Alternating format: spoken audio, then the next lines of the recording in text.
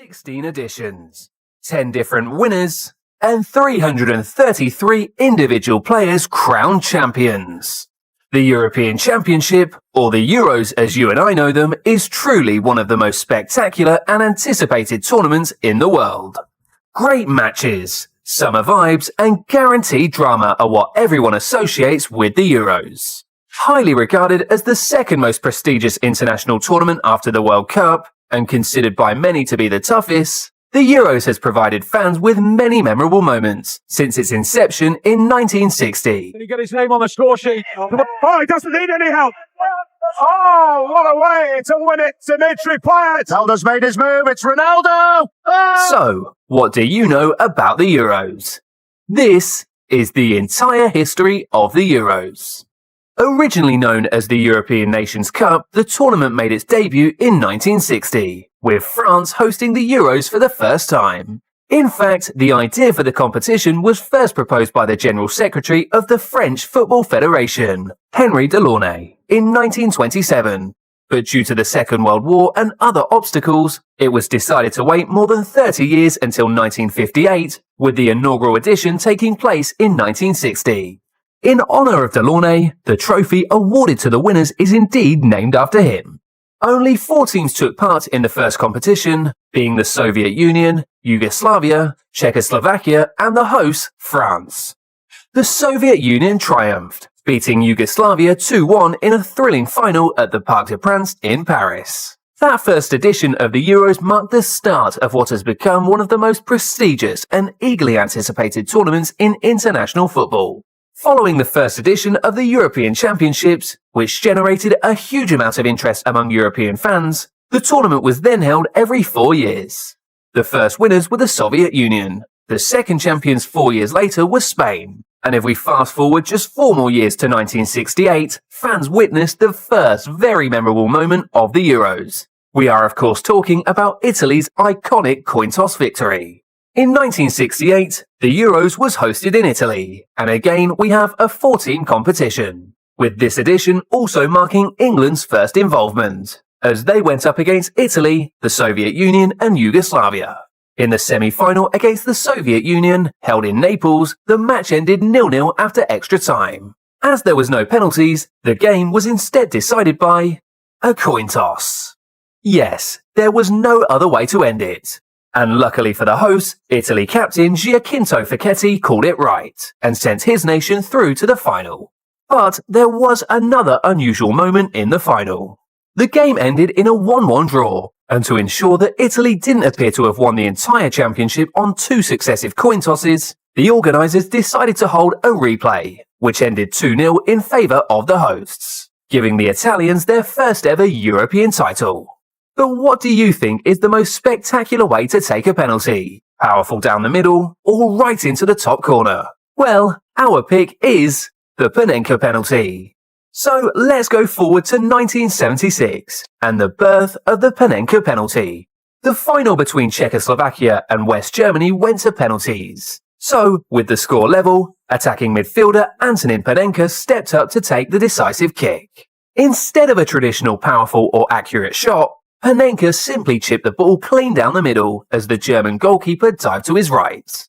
We can only imagine how spectacular it must have been to witness such a risky move live. But it is safe to say that we can only be grateful to Panenka for his magical invention, copied since by many players, most famously by Andrea Pirlo against England in Euro 2012. Moving on and fast forwarding 8 more years, and we arrive at the most iconic, legendary and majestic performance by a single player at the European Championship. Yes, Michel Platini was more than just an all-round player in 1984. He was the man who single-handedly won France its first major trophy. He was the tournament's top scorer with an incredible 9 goals in just 5 games, including 2 hat-tricks, one against Belgium and the other Yugoslavia. A record that still stands to this day, with the attacking midfielder also being instrumental in both the semi-finals and the final.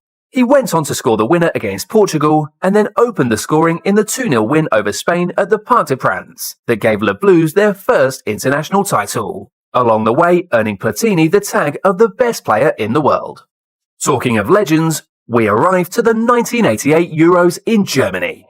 This tournament truly belonged to Dutch legend Marco van Basten, guiding his country to victory in 1988. Yes, the Dutch are certainly one of the most long-suffering fans in the game, having played in 2 World Cup finals in the 1970s, only to lose out both times. In 1988, however, fate took its course and the Netherlands finally lifted their first and only major trophy to date. And after scoring 2 hat-tricks en route to the iconic final, where they took on the Soviet Union at the Olympic Stadium in Munich, it was the 2-0 victory that proved to be the pinnacle of the great Dutchman's career. Van Basten received a tricky ball on the edge of the penalty area, but without hesitating, he unleashed a bullet of a volley, striking it from the tightest of angles into the Soviet goal. To this day, it is arguably the greatest goal in European Championship history. Next up, we have a moment from the very next edition when one of the finest, but equally controversial stories of the Euros took place. In 1992, Denmark failed to qualify for the tournament, after losing to Yugoslavia in the group stage. The latter, however, had some serious political troubles, and as such, were not allowed to take part. But then the lucky losers, Denmark, arrived on the scene, and did the unthinkable. Yes, they only went and won the entire thing, beating the mighty Germans in the final. It's been said since that apparently the Danish players were on the beach and on holiday when they got the call that they would be playing in the Euros. So who would have thought that they could go on and win it all? Now let's move forward 4 more years to 1996. Remember what we said about the Netherlands? Well, apply the same to England, who have also been very unlucky when it comes to major tournaments. But in 1996, many thought the curse would finally be broken, and football would finally be coming home. Yes, this was the year the iconic anthem was released, with the fact that the tournament was being hosted on home soil only adding to the excitement and the hope of the Three Lions faithful. Under the guidance of legend Terry Venables, England topped their group with a memorable 4-1 win over the Netherlands, and then beat Spain on penalties in the quarter-finals. However, the semi-final against Germany ended in a 1-1 draw, with Alan Shearer's 3rd-minute opener giving the home fans at Wembley hope. Sound familiar? Well, it was a lot like the match against Italy at Euro 2020. The whole stadium roaring for you, and you even had the advantage in penalties. But again, the Three Lions fell short, after current England manager Gareth Southgate missed the decisive penalty, sending Germany through to the European Championship finals, and in turn breaking both England fans and Gazza's hearts. Before we go to the next Euros, remember to like, comment and subscribe, and let us know in the comment section down below your favourite moment in Euro history. Yes, as we approach modern times, every European Championship has something great to add to its history. Such is the case with Zinedine Zidane's incredible performance in the year 2000. His impact in the group stage was particularly memorable, but what can you say about the knockout rounds? He scored a stunning free kick against Spain in the quarter-finals, and then converted a golden goal penalty against Portugal in the semis.